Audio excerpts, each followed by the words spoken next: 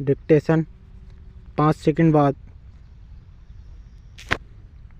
Ready, start. सभापति महोदय, प्रतिदिन छोटी मोटी झड़पें होती रहती हैं। हमारी फौजें बड़े उत्साह से उनके मुकाबले में खड़ी हैं। उनके हौसले बहुत ऊंचे हैं, लेकिन हमारी सरकार का भी यह कर्तव्य है कि उनके हौसले को कभी गिरने न दे।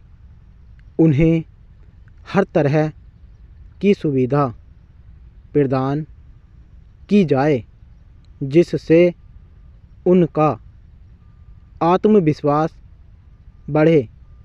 मैं मंत्री महोदय से अनुरोध करूंगा कि सरकार अपनी नीतियों के प्रचार का काम ठीक प्रकार से अपनी फौजों से करे। उनको अच्छे अच्छे हथियार दे। अनुसूचित जातियों और आदिवासी जातियों के आयुक्त ने जो अपना प्रतिवेदन प्रस्तुत किया है, उस प्रतिवेदन को देखने से यह प्रतीत होता है कि इसको तैयार करने में उन्होंने बहुत परिश्रम से कार्य किया है। इसके लिए मैं उनको और उनके सहयोगियों को धन्यवाद देता हूं, परंतु साथ ही साथ इस प्रतिवेदन के संबंध में कुछ आवश्यक निवेदन भी करना चाहता हूं।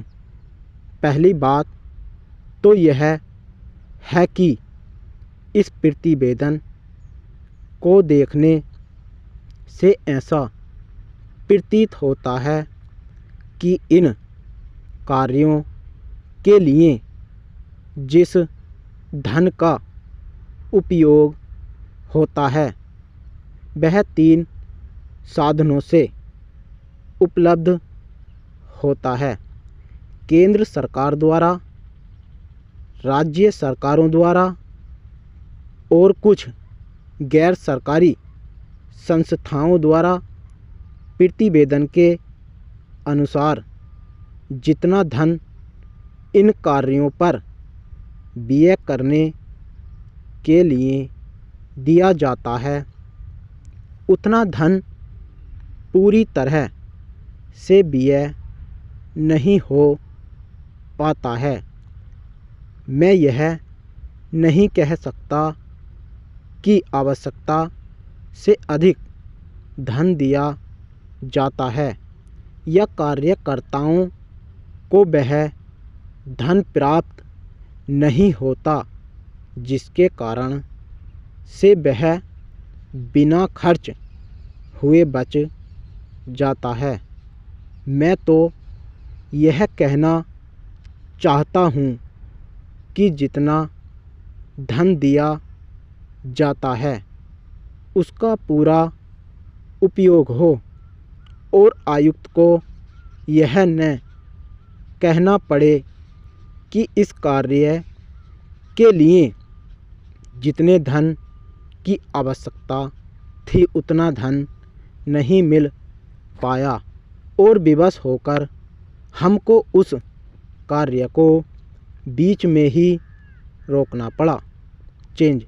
जहाँ तक राज्य सरकारों का संबंध है, बहुत सी राज्य सरकारें अभी तक इस कार्य में असावधानी से काम ले रही हैं और इस कार्य को उपेक्षा की दृष्टि से देखती हैं। आयुक्त ने इस बात की शिकायत की है कि बहुत सी राज्य सरकारों ने अनेक पत्र भेजने के बाद भी अभी तक अपनी रिपोर्ट नहीं भेजी है। मैं चाहता हूं कि सरकार इस तरफ निष्ठापूर्वक ध्यान दे। राज्य सरकारों पर दबाव डाला जाए कि वे दायित्व के प्रति सचेत और आयुक्त को उनके कार्यों में पूरा सहयोग प्रदान करें।